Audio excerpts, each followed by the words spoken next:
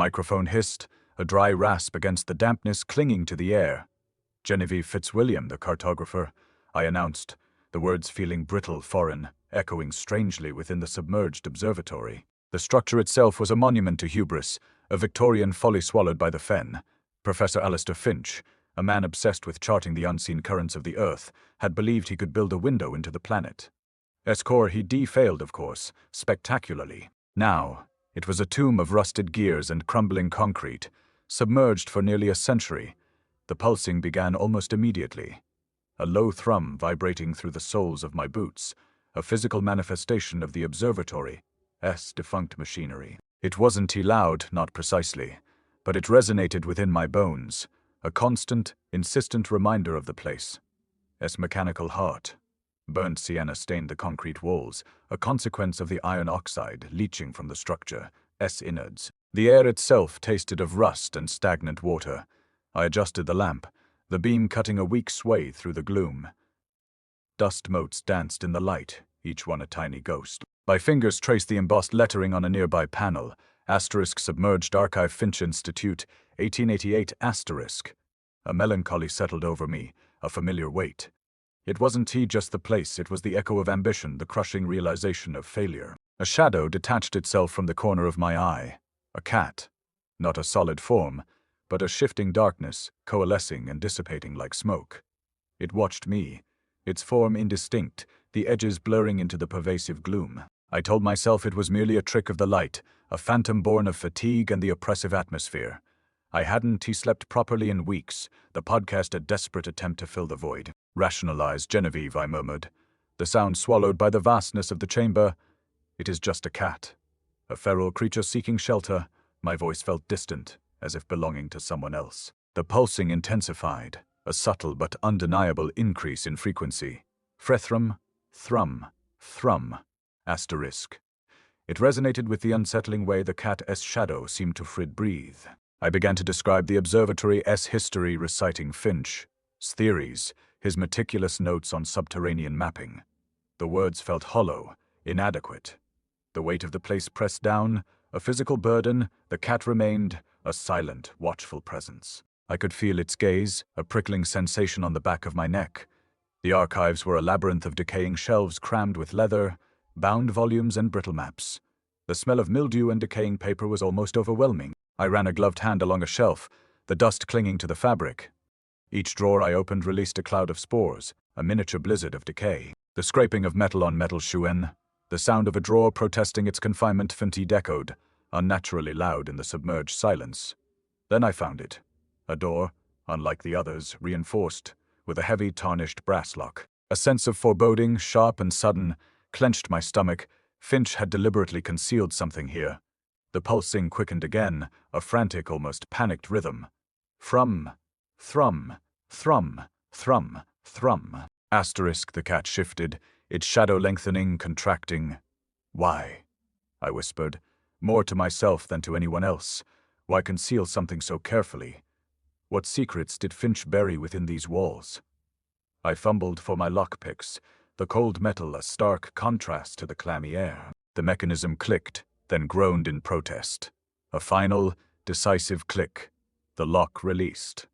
A faint sound, almost imperceptible, cut through the pulsing. A voice, distorted and alien, reciting numbers backwards, a single digit, clear and chilling. 7. The brass door swung inward with a groan that seemed to claw at the silence. The pulsing intensified, a frantic drumbeat against my ribs.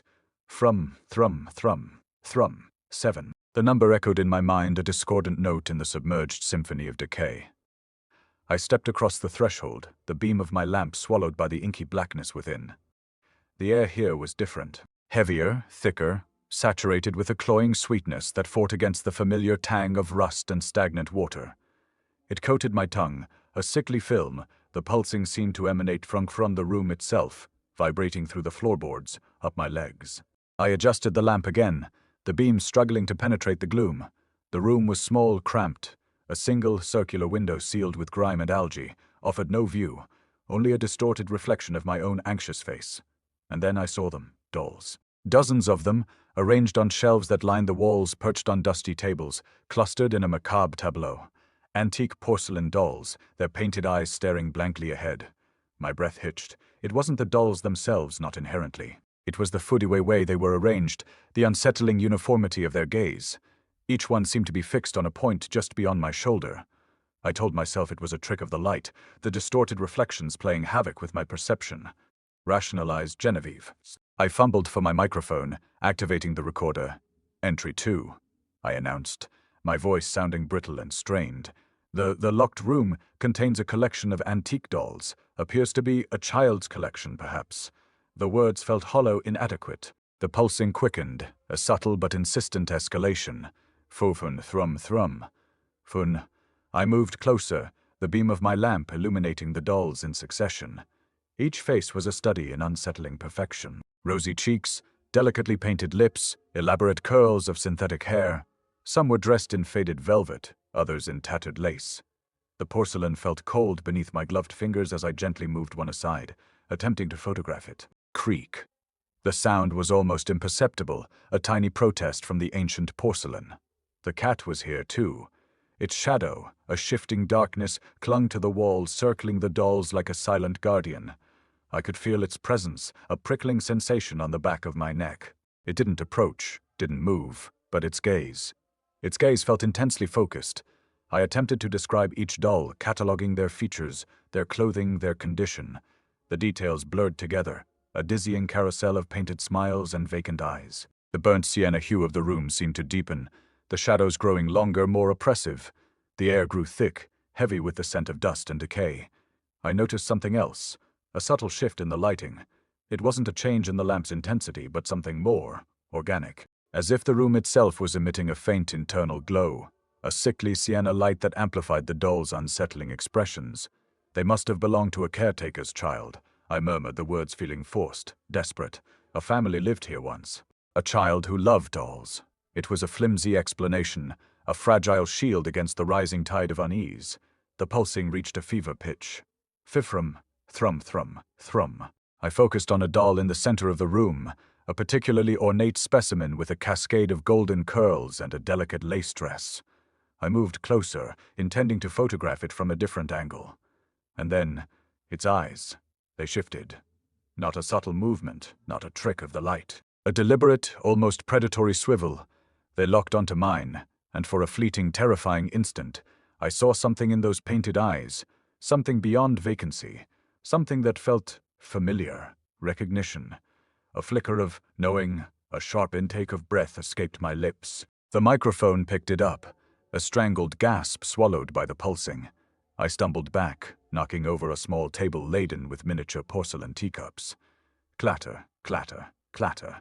The sound echoed, unnaturally loud in the confined space. The cat's shadow deepened, engulfing the dolls, engulfing me. The porcelain face stared, I blinked, the image imprinted on the back of my eyelids, recognition. A phantom echo of something I could grasp. I had to record this, had to document it. Entry 3. I began, my voice a dry rasp against the microphone. The dolls, they re-unsettling, the uniformity, the eyes. I paused, forcing myself to breathe, rationalize. They re-just dolls, Genevieve, antique dolls, likely belonging to a child. I began to describe them for the podcast, focusing on the craftsmanship, the history I imagined behind each painted face. This one, I said, gesturing with the lamp, appears to be from the late 1850s. Note the delicate hand. Painted roses on the dress, the intricate stitching.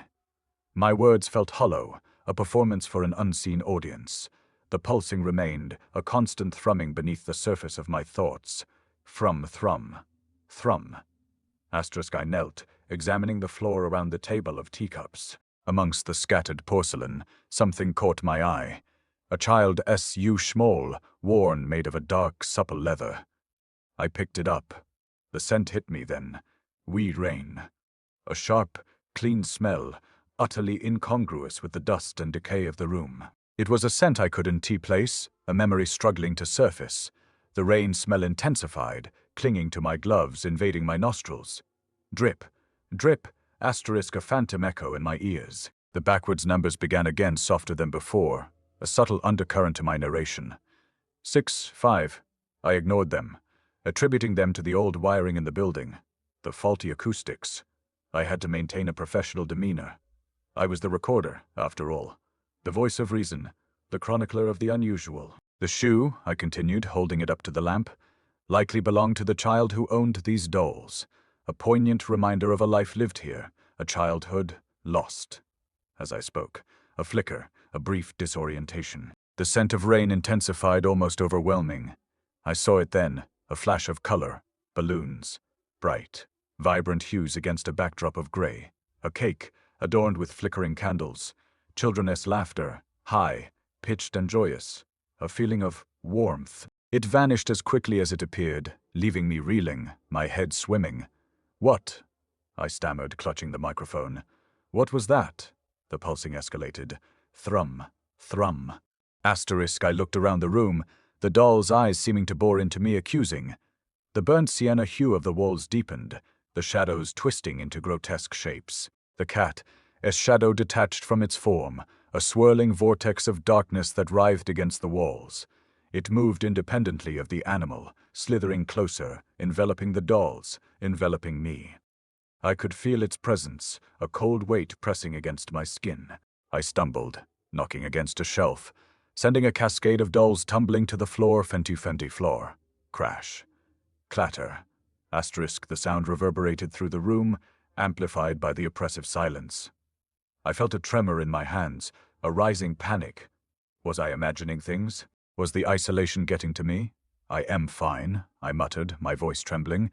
"Just a bit dizzy." I focused on the microphone, forcing myself to speak in a steady tone. The room is affecting me. The atmosphere is intense." I felt a strange disconnect, as if I were observing myself from a distance. The recorder documenting the descent into madness. The backwards numbers grew louder, more insistent. 4, 3.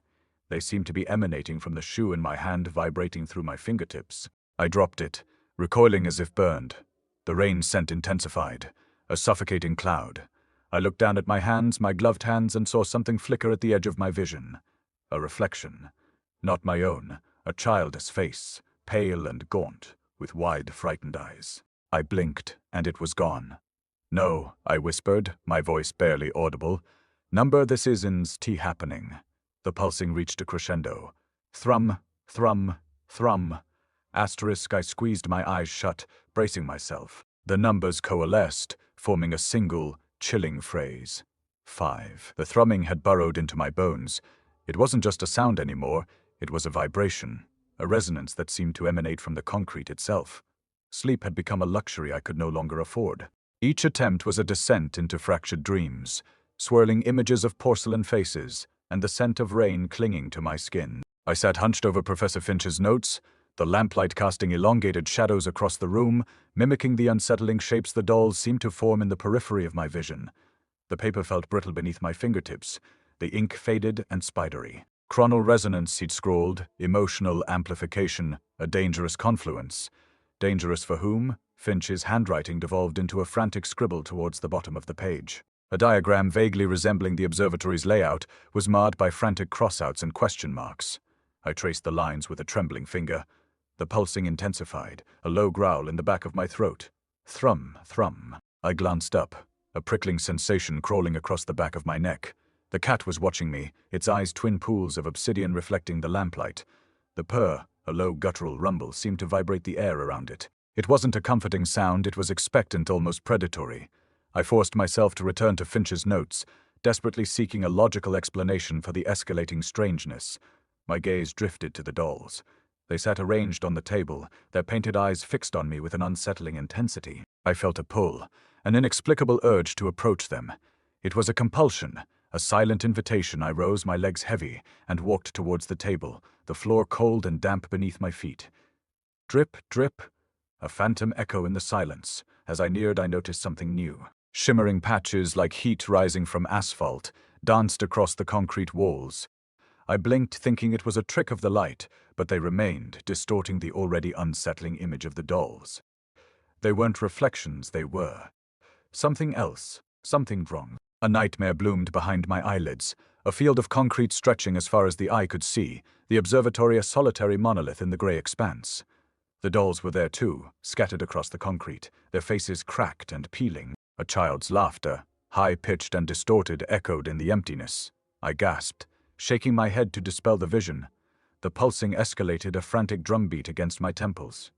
Thrum, thrum, thrum. I stumbled back, knocking against a chair. The cat's purr deepened, a mocking counterpoint to my rising panic. I felt a sudden wave of dizziness, the room tilting precariously. "It's just the atmosphere," I muttered, my voice a shaky whisper. "The isolation, the lack of sleep." I focused on the dolls, trying to anchor myself to something tangible. They're just dolls, antique dolls, nothing more. But the words felt hollow, inadequate. I reached out, intending to touch the porcelain face of the doll nearest to me, but hesitated. The shimmering patches on the wall seemed to coalesce, forming fleeting images pendant. A child's face, blurred and indistinct, a swing set swaying gently in the breeze, a picnic blanket spread out on grass. Memories that weren't mine, feelings that weren't mine. A suffocating wave of grief washed over me. The backwards numbers returned, softer than before, a subtle undercurrent to my thoughts. 2, 1.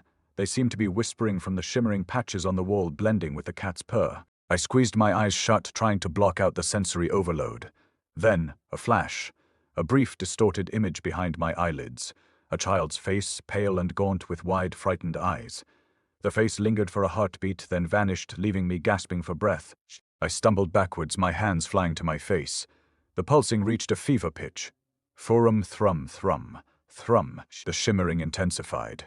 It wasn't merely a distortion now. It was a luminescence, a sickly internal glow radiating from the concrete.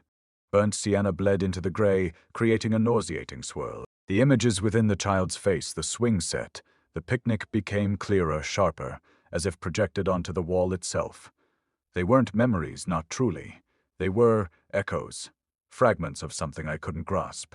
Genevieve Fitzwilliam, that's what I called myself, out loud, a detached observer of this escalating chaos. Genevieve Fitzwilliam. The name felt foreign, a label applied to a stranger. The cat shifted, its shadow detaching from its form, rippling across the floor like spilled ink. It didn't move, yet it seemed to glide closer, the guttural purr vibrating the air, a counterpoint to the thrumming thrum, thrum, thrum. It was a physical pressure now, a weight against my ribs. Paranoia bloomed, cold and sharp. I felt eyes on me, not just the painted gaze of the dolls, but something else. Something unseen, something watching. I spun around, heart hammering against my sternum, but the room remained empty, save for the cat and the unsettling shimmer on the walls. The air tasted metallic, like blood and rain. I needed context. Finch's notes weren't enough. There had to be something more, something he'd missed or deliberately concealed. I began to search, my movements jerky, almost frantic. The wallpaper, a faded floral pattern, felt damp and clammy beneath my fingertips. Each drawer I opened emitted a protesting squeal, a grating rasp against the silence. Dust motes danced in the lamplight, illuminated like tiny, malevolent stars. Behind a loose panel hidden beneath a pile of discarded papers, I found it. A journal, bound in worn leather, its pages yellowed and brittle. Finch's handwriting, even more erratic than in the notes, filled the pages. "The resonance is feeding," I read aloud, my voice a shaky tremor. "It amplifies, it mirrors. The dolls' conduits. I am becoming one with the resonance." A chill snaked down my spine. The words felt like a prophecy, a chilling reflection of my own descent. For Genevieve Fitzwilliam, was I becoming him? Was this madness hereditary? A curse passed down through generations. The thrumming intensified, a physical ache in my skull. Thrum, thrum, thrum, thrum. I flipped through the pages, desperate for a solution, a way out. The entries detailed his growing obsession, his increasing isolation, his blurring of reality and delusion. He wrote of voices, of visions, of a pervasive sense of being watched. He described the shimmering, the luminescence, the numbers. Suddenly, a sound, a fleeting, unsettling noise just beyond my perception. Herip, like fabric tearing. I froze, my breath catching in my throat. It was gone as quickly as it appeared, leaving me questioning my own sanity. Was it real, or another phantom of my unraveling mind? The cat's purr deepened, a mocking vibration. It seemed to be anticipating my fear, feeding on it. I slammed the journal shut, the sound echoing in the oppressive silence. I needed to escape, to break free from this suffocating atmosphere. But where could I go? The observatory was my prison, the concrete walls closing in on me. I looked back at the wall. The shimmering had intensified, the images now almost tangible. The child's face, the swing set, the picnic blanket, they felt familiar yet utterly alien. A sense of profound sadness washed over me, a grief so intense it threatened to overwhelm me. Then, the numbers. They were clearer now, no longer whispers but a distinct, chilling pronouncement. 4. The voice seemed to emanate from the shimmering patches, blending with the cat's purr, a discordant symphony of dread. Genevieve Fitzwilliam. I repeated the name, a desperate attempt to cling to some semblance of identity. But the name felt hollow, a mask concealing a growing emptiness. The luminescence intensified, a sickly ochre spreading across the concrete like a festering wound. It wasn't just the walls now. Tendrils of the glow snaked across the floor, climbing the metal supports of the observatory, pulsing with a slow, deliberate rhythm. Crackle, crackle, a dry, insistent sound like brittle leaves underfoot, but emanating from the very structure of the building. The air thickened, heavy with the scent of damp earth and something else. Something subtly floral, yet undeniably rotten. Rain. I tasted it on my tongue, a phantom moisture despite the dry, sharp air stinging my exposed skin. The images within the shimmering intensified too. The child's face, the swing set, the picnic blanket. They weren't static anymore. They moved, subtly, as if viewed through rippling water. A fleeting glimpse of a hand reaching for a slice of cake, a laugh swallowed by the echoing silence. My own memories, I realized with a sickening lurch, were bleeding into this. This projection, were they even twemmy memories? The line blurred, dissolving into a disorienting haze. Genevieve Fitzwilliam. The name felt like a betrayal, a denial of something fundamental. I tried to grasp at a memory, a concrete fact, but it slipped through my fingers like grains of sand. The cat shifted, its shadow detaching completely from its form, a black tendril writhing across the floor. It wasn't gliding anymore, it was swimming through the luminescence, the guttural purr morphing into a low, resonant hum. Thrum, thrum. It was a physical pressure now, not just against my ribs, but in my teeth, a vibration that threatened to shatter my skull. A flicker, a movement at the periphery of my vision. I spun around, heart hammering against my sternum, but saw nothing. Just the dolls, their painted eyes fixed on me with an unnerving intensity.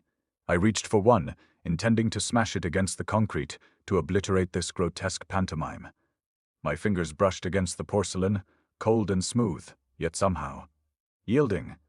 The doll felt strangely warm, almost alive. I recoiled, a wave of nausea washing over me. The numbers. They echoed in my mind, a relentless, insidious drone. 3. The voice seemed to be closer now, interwoven with the crackling of the fungal bloom, a chorus of dread. I stumbled backward, desperate to escape the suffocating atmosphere. The scent of rain intensified, clinging to the back of my throat. I saw for a fraction of a second a reflection in the polished surface of a doll's eye. Not my own face, something. Another flicker, this time more distinct. A figure standing in the shadows, partially obscured by the luminescence. It was tall, gaunt, and vaguely familiar. I squinted, trying to focus, but the image wavered, like a heat mirage. It wore a long, dark coat, its face hidden in shadow. I strained to see, to identify it, but the more I focused, the more distorted it became. The cat's shadow pulsed, a dark heartbeat against the shimmering wall.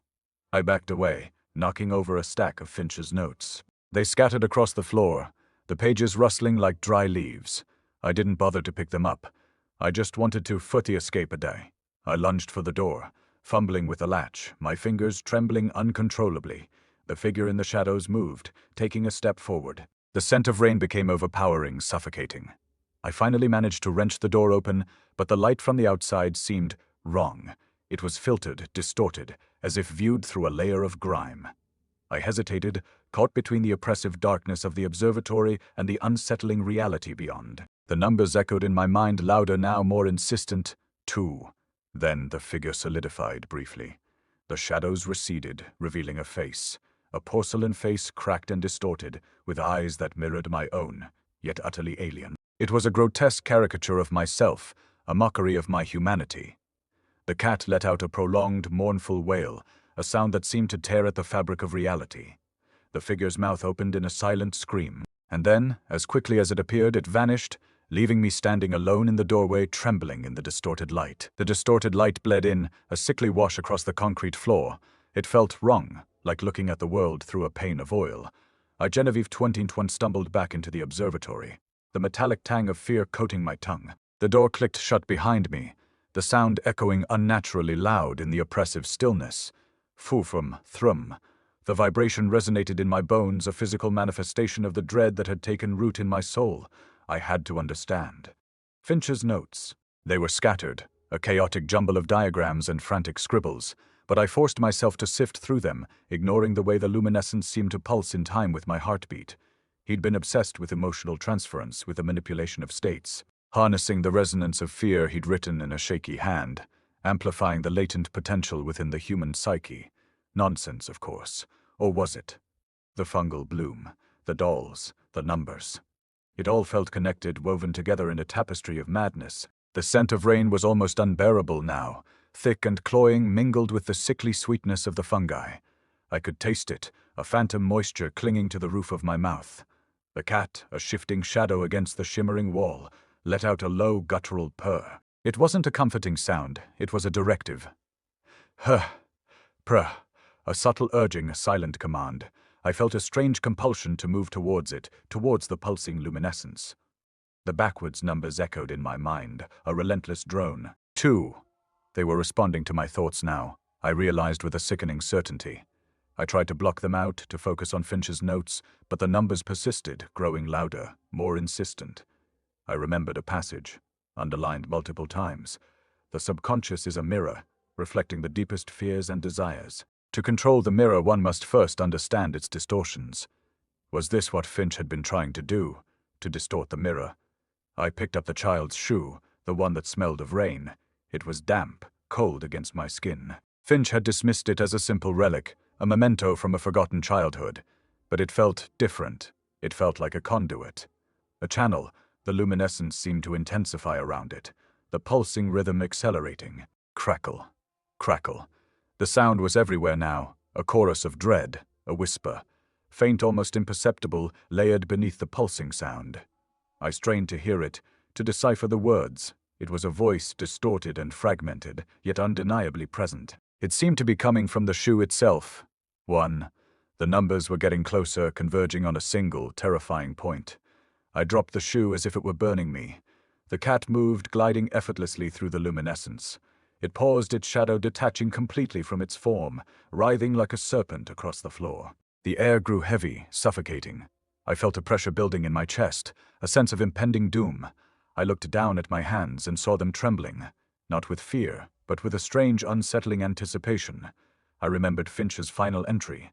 The resonance requires a vessel, a willing participant. The words swam before my eyes, blurring into a chaotic mess. The whispering voice grew louder, clearer. It was speaking my name. Genevieve. It wasn't accusatory, not threatening, it was. The fungal bloom pulsed, bathing the observatory in an ochre glow. Thrum. Thrum. The vibration intensified, resonating deep within my bones. The numbers coalesced, forming a complete sentence. 3. The numbers 3. They clung to the edges of my vision, shimmering like heat haze. A disorientation, sharp and sudden, slammed into me. The observatory tilted, the concrete floor undulating beneath my feet. I gripped the edge of a table, knuckles white, the metallic tang of fear returning, stronger this time. Thrum, thrum, thrum, thrum. The vibration wasn't just in my bones now. It was in the very air I breathed, thick and suffocating. I looked up, and it was there. Not a shadow, not a trick of the light, but Tumte. A figure coalescing from the ochre glow of the fungal bloom, mirroring my form. But wrong, terribly wrong. The face was mine, yes, the high cheekbones. The curve of the jaw, but stretched, distorted, as if reflected in a funhouse mirror. The eyes, they were hollow pits, black and bottomless, filled with a despair that felt ancient, crushing. A slow, deliberate smile twisted its lips, a mockery of my own expression.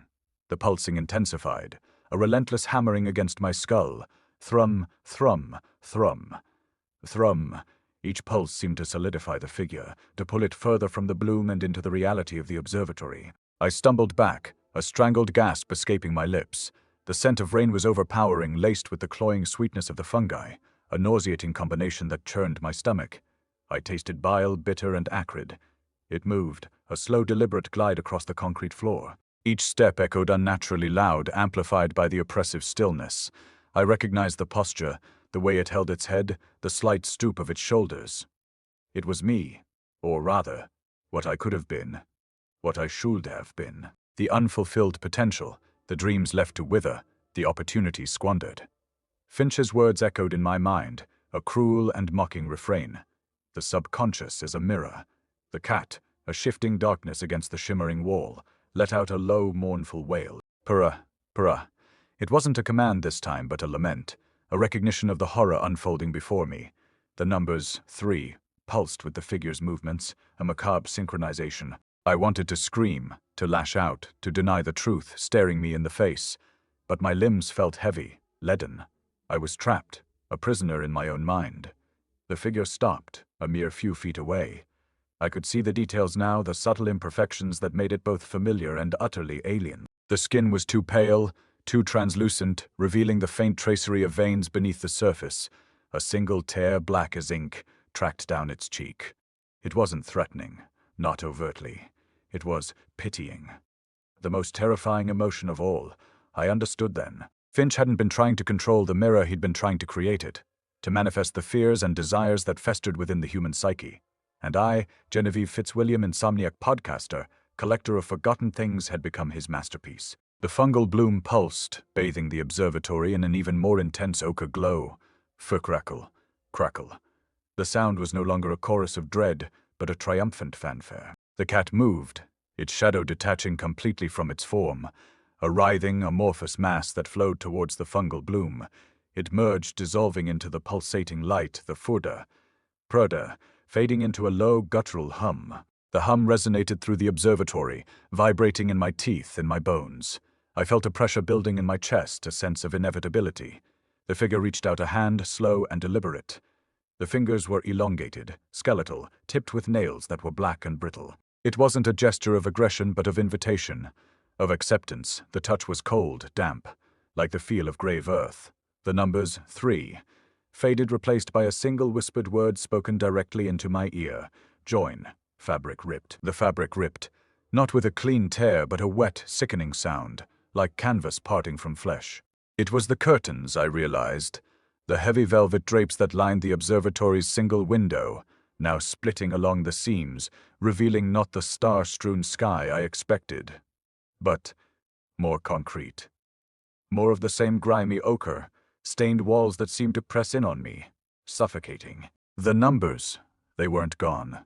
They shimmered just beyond my peripheral vision, a constant, nauseating flicker. 2. The disorientation slammed back, a tidal wave of vertigo.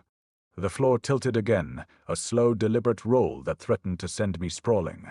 I braced myself against the table, the cold metal biting into my palms. The scent of rain was sharper now, a metallic tang mingling with the cloying sweetness of the fungi. It tasted like rust on my tongue, a phantom flavor that lingered, refusing to dissipate. Thrum, thrum. The pulsing wasn't just a vibration anymore. It was a physical force, pushing against my chest, stealing my breath. I squeezed my eyes shut, willing the sensation to cease. Finch's voice, a mocking echo in my mind. The subconscious is a mirror. A memory surfaced, fragmented and distorted. A child's hand, small and pale, reaching for mine. A swing set, swaying gently in the breeze. Laughter, high-pitched and brittle. That wasn't quite my own. The image fractured, dissolving into a swirling vortex of ochre and gray. The child's shoe, it floated, suspended in midair, radiating a cold, damp light. I hadn't seen it before, or had I? The memory was hazy, obscured by a layer of fungal bloom. It bobbed closer, a silent, accusing presence. The leather was cracked and worn, the laces frayed and broken. The smell of rain intensified, emanating from the shoe as if it were the source of the downpour itself. I wanted to look away, to deny its existence, but my gaze was fixed, trapped by an unseen force. Another memory. A piano, its keys yellowed and chipped. My fingers, clumsy and hesitant, struggling to play a simple melody. My father's face, stern and disapproving, hovering over my shoulder. The music warped, twisting into a discordant cacophony.